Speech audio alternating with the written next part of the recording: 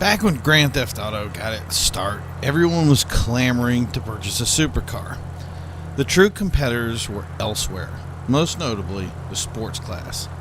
At the time, it was easily the most competitive class in GTA. The RH8, the Feltzer, 9F, Comet, they all competed closely for that crown.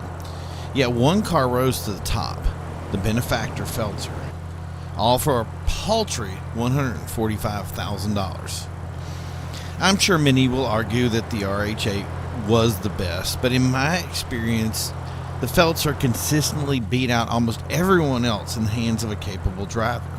Its reign wouldn't last long though. When the High Life update came out in May of 2014, the Massacro would slightly nudge it from its position, but that would hurt the popularity of the Feltzer, and it faltered, with many claiming the free RH8 was still the king. So today we're going to test that, and we're going to see what went wrong with the Feltzer and how a still popular car went completely unnoticed. This is Grapeseed Circuit, and here we will test the acceleration, handling, and braking of the Feltzer. The Feltzer has good handling, but it's very squirrely. It feels like it's always on the verge of breaking the back wheels loose, and finding those apexes of the turns is kind of difficult.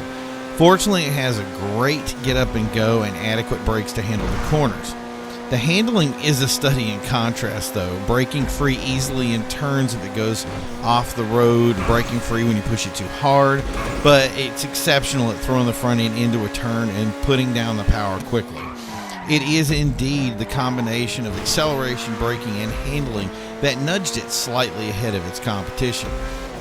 For its time back in the day, it would have been ahead of the other cars by close to a second. It's still a very close race. Truth be told, this is where the Feltzer had its downfall though.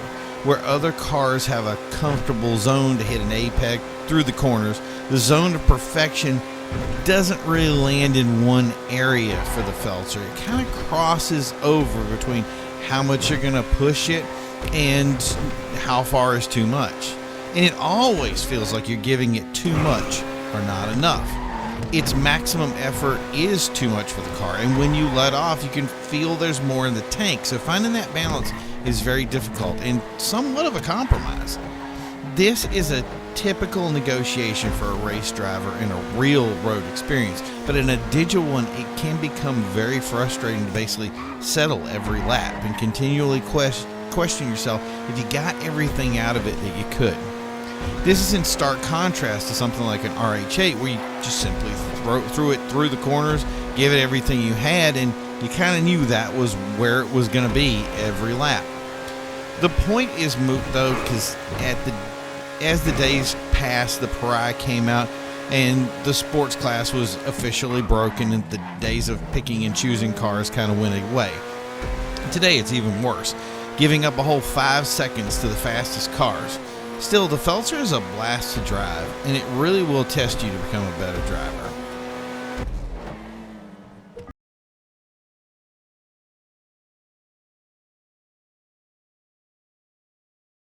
Route 68, this is our top speed track, and we're going to run it out here and give it everything it's got. So this is a weird area for the sports class. Back when the Feltzer came out, about the only thing that would soundly defeat it was the Rapid GT. The Coquette were kind of on par with it, but slightly, maybe it's over a second, but giving it gave it a top score in top speed. Today it's bested by 23 seconds, dropping its top speed rating way down the charts. Basically today it's just a mid-pack car and a forgotten competitor. Still, it would fit very well in the tuner class, and it really looks the part.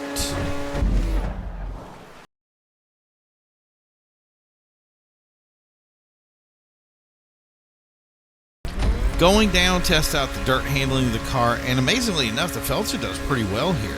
It's faster than the original Otter. Still, it's a handful, and its squirrely handling can get to you, and it'll get you into trouble very quickly. Add to that, the dirt class in sport is completely broken in the sports class, leaving it 10 seconds off the pace of any of the rally cars. Still, the Feltzer did fairly well on the dirt. Unfortunately, there are a lot better cars to choose when you drive on the dirt.